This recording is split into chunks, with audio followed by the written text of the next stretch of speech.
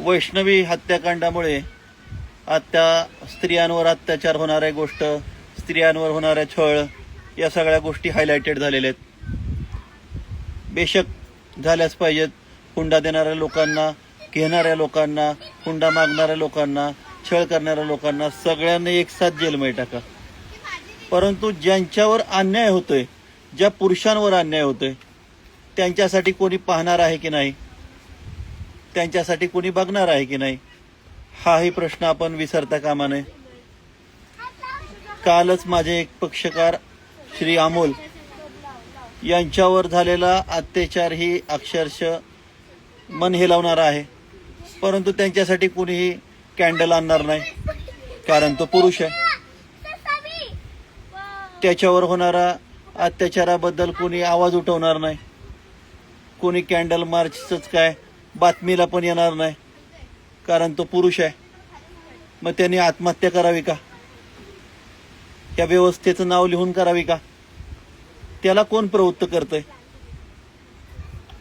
ह्या गोष्टी पण आपण पाहणं गरजेचं आहे. एका अँगलनी जात जात जात जात पुरुषांवर होणारा अन्याय तुम्ही पूर्णपणेच विसरून जाणार आहे का, साईडला ठेवणार आहे का, या प्रश्नाचं उत्तर देणं तुम्ही गरजेचं आहे. हा जो अमोल आहे त्याने अमनोरामध्ये पत्नीच्या सुखासाठी, संसाराच्या सुखासाठी चांगला फ्लॅट घेतला. तिथं तो राहायला लागला. नंतर त्यांचे वादविवाद झाले. तो फ्लॅट घेताना त्यांनी ते अतिशय प्रेमामध्ये त्याच्या बायकोच्या नावावर घेतला.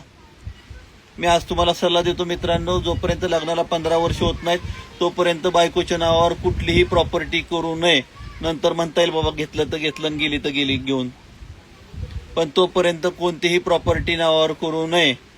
त्यानंतर वाद झाल्यावर त्याला त्या घरातून बाहेर काढला, स्वतःच्या माहेरच्यांसोबत तिथं राहायला लागली. अशा अनेक घटना घडतायत.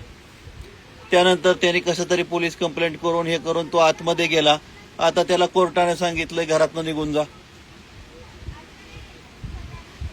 म्हणजे आता हा कोर्टाचा निर्णय चांगला असेल वाईट असेल, पण झाला तरी अन्यायच ना, की ज्यांनी घर घेतलं, जो आज पण त्या घराचे हप्ते भरतो, शेवटी हा तरी किमान अन्याय आहेच ना. शेवटी याही गोष्टी तुम्हाला बघायला लागणार आहेत की नाही. माझं म्हणणं एवढंच आहे की